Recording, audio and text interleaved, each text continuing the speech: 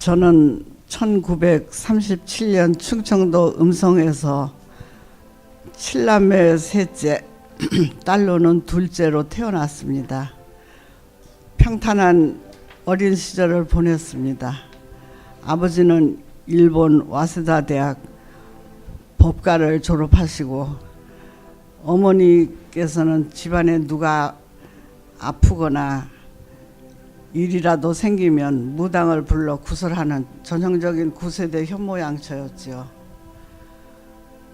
구설할 때면 무당이 방울이 달린 대를 잡고 흔들고 주문을 외우며 신이 내렸다고 말했습니다.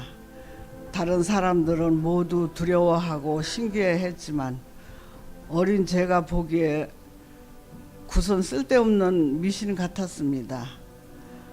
그거는 왜 그런지 몰랐었죠. 어느 날 무당은 둘러서 있는 사람에게 대를 잡아보라 말했습니다. 사람들이 잡을 때마다 일부러 떠는 척 하는 거라고는 볼 수 없을 정도로 크게 떨렸고 드디어 제 차례까지 왔습니다. 그러나 어린 제가 잡자 그 대는 아무 미동도 없었습니다. 아무리 주문을 외워도 꼼짝도 안 하자 무당이 많이 당황했어요.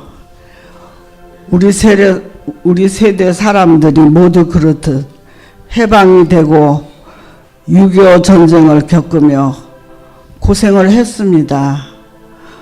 어린 피난 시절 유엔의 구호물자를 받기 위해 언니를 따라 성당에 첫발을 들여놓은 덕분에 다행히도 어머니는 돌아가시기 전에 예수님을 영접하셨습니다.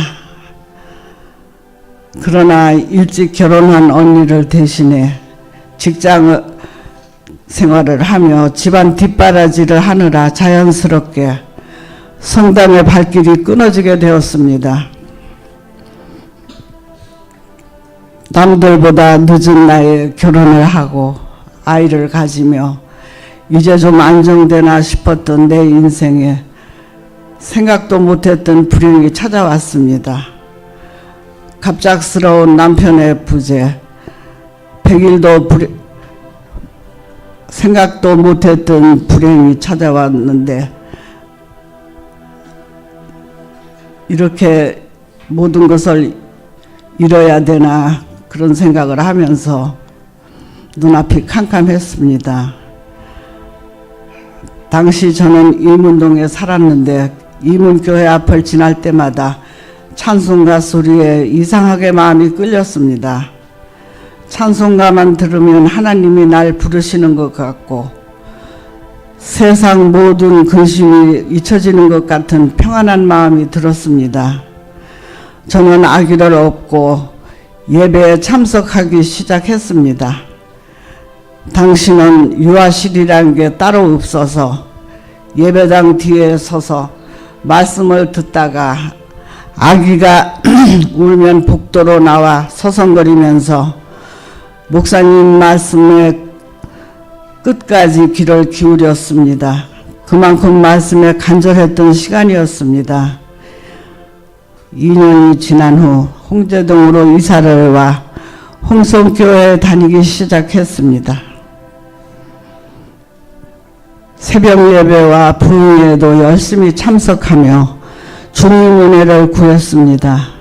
한 번은 속이 너무 아파 물도 삼키지 못할 정도가 되었습니다.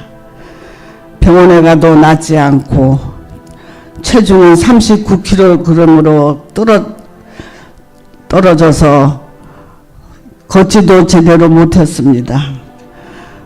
그때 교회에 오신 부흥 목사님께 안수 기도를 받은 뒤 나은 적도 있습니다. 무엇보다 제게는 혼자 아이를 키우는 일이 커다란 숙제였습니다.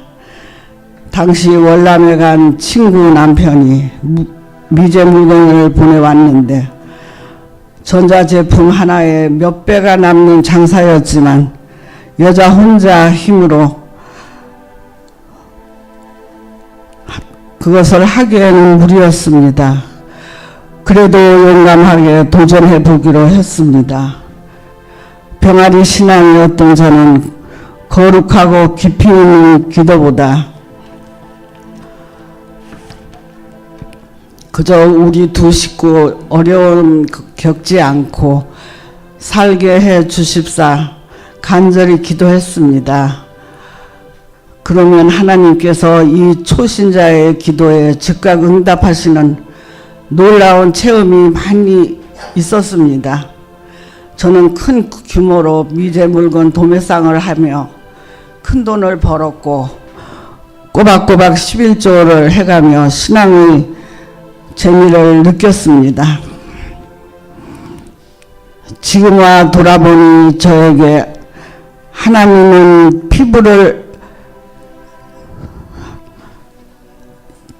하나님은 과부를 너무나도 사랑하시는 하나님이었습니다.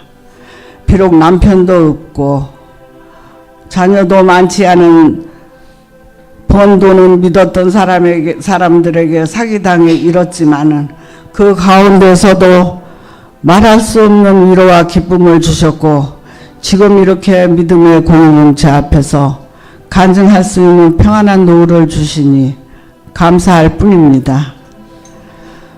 부족한 어미지만 딸에게 신앙이라는 유산을 물려주는 것이 유일한 위로와 자랑이 됩니다. 그리고 감히 그것이 전부라고 말씀드릴 수 있습니다. 지금 이 순간 힘들고 외로운 성도님들, 특별히 믿음의 1세대인 여러분, 하나님은 연약한 자를 친히 보호하시고 신음하시는 우리 교회 신음하시는 우리까지 들어주시는 이심을 제가 경험했습니다. 우리 교회 모든 성도님 주님의 특별한 위로와 은혜가 있기를 간절히 바라며 간증을 마칩니다. 감사합니다.